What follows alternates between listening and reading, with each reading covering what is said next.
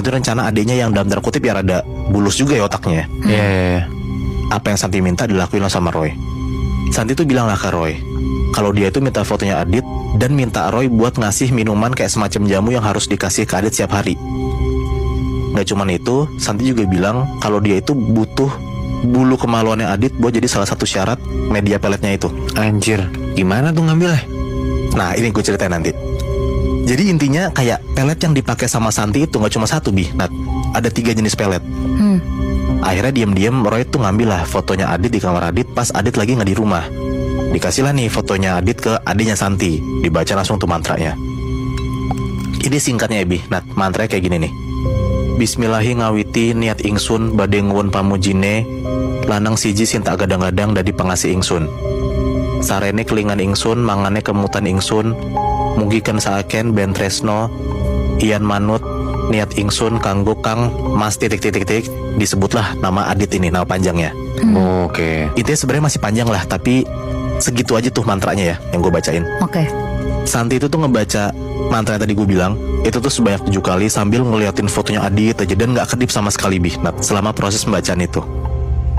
Selain itu mulai besokannya si Adit tuh dikasih minuman mulu lah kayak semacam jamu sama Roy sama bokapnya. Si Roy sih bilang alasannya buat kesehatan Adit. Tiap hari dikasih dan dipaksa tuh si Adit buat minum itu.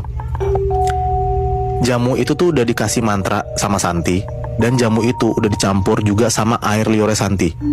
Jadi bisa dibilang pelet ini nih pelet yang bagus banget lah buat nyekat hatinya Adit. Dan katanya itu nama peletnya tuh pelet Ajian Joyo Sampurno. Pelet Ajian Joyo Sampurno ini mantranya panjang banget Nat. Tapi intinya si minuman ini, jamu ini udah dibacain mantra sama si Santi. Dan Santi tuh selalu ngebaca 7 kali setiap mau ngasih jamu ke Adit. Yang pertama udah dikasih nih foto Adit sama Roy nih.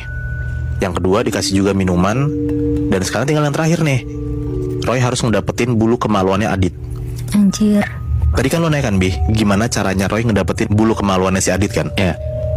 Nah si Roy ini bilang ke Adit kalau dulu itu dia selalu ngelakuin ini. Adit tuh harus nyukur bulu kemaluannya biar terhindar dari penyakit. Karena pas usia-usia seumur Adit itu rawan penyakit lah. Nah Adit dibilang sama Roy gitu bingung, kayak kenapa tiba-tiba gua harus nyukur bulu kemaluan gua kan. Tapi karena dipaksa terus nih sama bokap tirinya sama si Roy, akhirnya Adit nurut tuh buat nyukur bulu kemaluannya. Singkat cerita, bulu kemaluan Adit itu diambil sama Roy dan dikasih ke Santi. Dan Santi tuh ngebawa bulu kemaluan Adit ini ke dukun buat dijampi-jampi.